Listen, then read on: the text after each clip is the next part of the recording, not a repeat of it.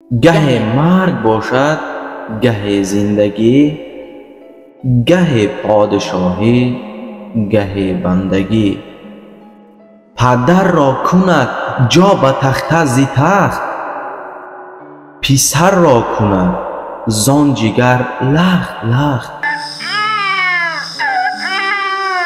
پسر را برد از قبا در کفن، پدر را زند جان در پیرهن.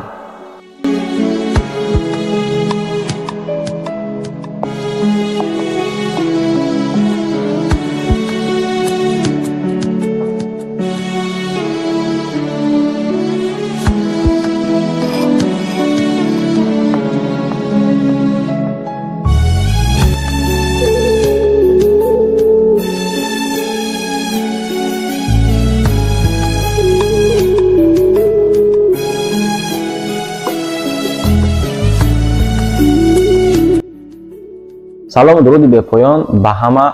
با شما هستم زهرالدین سنتلو و شما قرار دارین در کانال صدای غریب.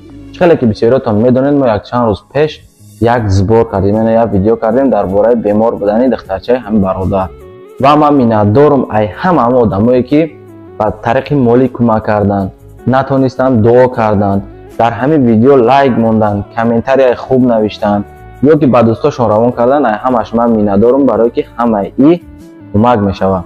و اچور گفته اگر بسپاریم برادرها وضعیت یک خواهرچمون میدونین که چی خیل هسته.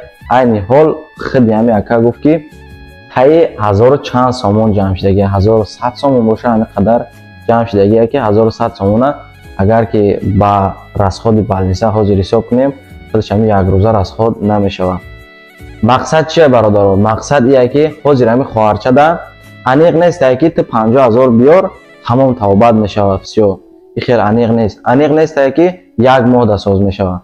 راست فقط لیچینی کردیسن رزولتات چه میبینن بعد خلاصه براری میکنن نامعلوم کی.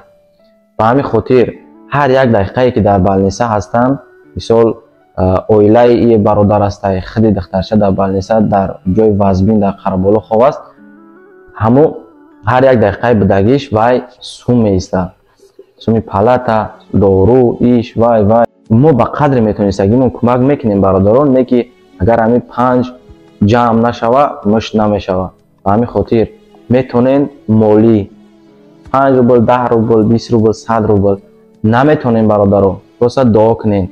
اگر هیچی کار که نتونستین فقط این ویدیو در یک دانه لایک میمونی، دو تا کامنتاری خوب مینویسی، بعد دو دوست در واتساپ ایمیل تلگرام پدلیت میکنی. وقتی که همین لایک بسیار شید، کامنتاری بسیار شید، پدلیت بسیار شید، این اکتیو میشه برای همین ویدیو را و یوتیوب همین ویدیو را در ریکامندیشن میپرتاید. رسمات زیاد که گرفت با آدمای میتونستگی کمک میکنن و همین هم شما سبب میشین که آدمایی که شرایط دارن میبینن این ویدیو را و کمک میکنن. و فکر من ایده کمک خوب نمیشود. کمک گفته فقط شما پول نفهمین برادرها، کمک بسیار نمود میشود که یک چند نمود شما گفتم. نه این برادر خودش مثال این خیلی نه که فقط دام خوشش دستوی مردم باشه که مردم در کایسون پارتی ما بگیرم و بعد برام در بالنیسه بتون در پلاتا بتون کوارتیر پولی ما بتون شکم اسیر کنیم. خیلی نیست برادرها. این برادر خودش در بازار شهر وحدت عربه میکشه، همه یک روز 50 سوم 60 سوم 70 سوم که کار میکنه و خرد خوراک شده، سوم کوارتیرش ده، سوم پلاتا دخترش ده، سوم داروش ده. مثال همه ایده شویگی نمیکنه کو. همین یک خانه ده اگر یک زن یک شوهر یک کودک باشه همون روز اگر 100 سوم کار نکنی نمیرسونه.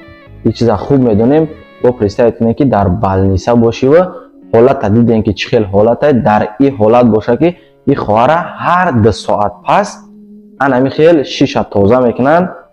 باور کنین که کدامی که بالنیسه در غلطی دگیه مثال رنگی ما خودم 1.5 سال نشده ولی مثال خوب بدم این وضعیتو ده خوب میدونم که بالنیسه چه خیلی عذاب چه خیلی سوم یافتنش در اون حالت چه خیلی دوست کیه میدونی، همسایه کیه، شناس کیه، جورا کیه، همه در اونجا میشناسی برادرها.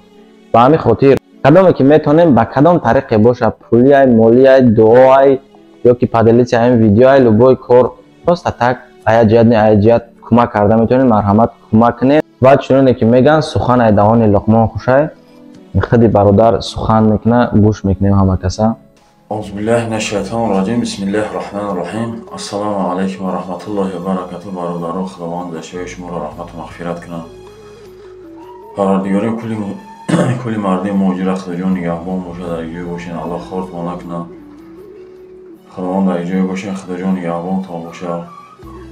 هزار رحمت برای دستگیریتان، برای خدمتتان. اینا لیچنی کردیم دخترچه من نزد لیچنی که استیم لیچن داریم. الله ایمان شما خدا جان راضی باشه. الله مهربان خیری که ایتون به درگاهش الله قبول کنه.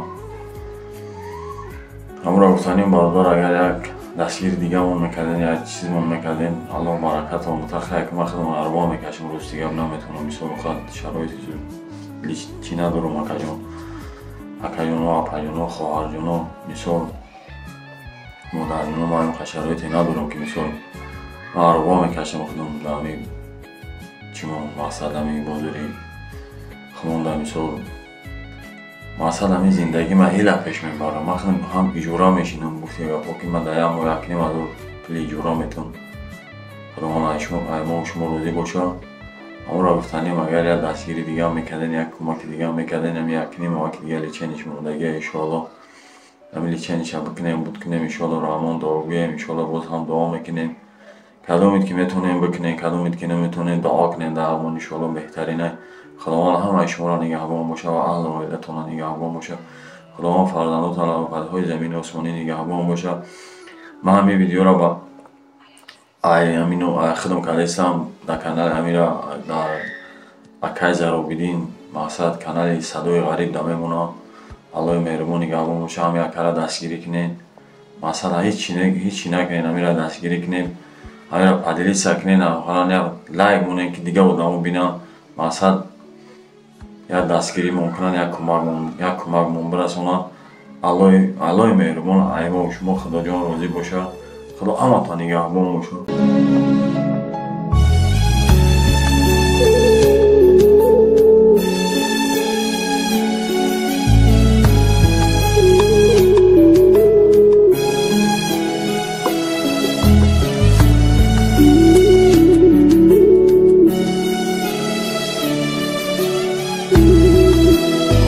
در ویدیو لایک مونین و ویدیو را پهن کنین. چه خیلی که میبینین مهمه با کانال ابونه بشین برای ویدیوهای آینده.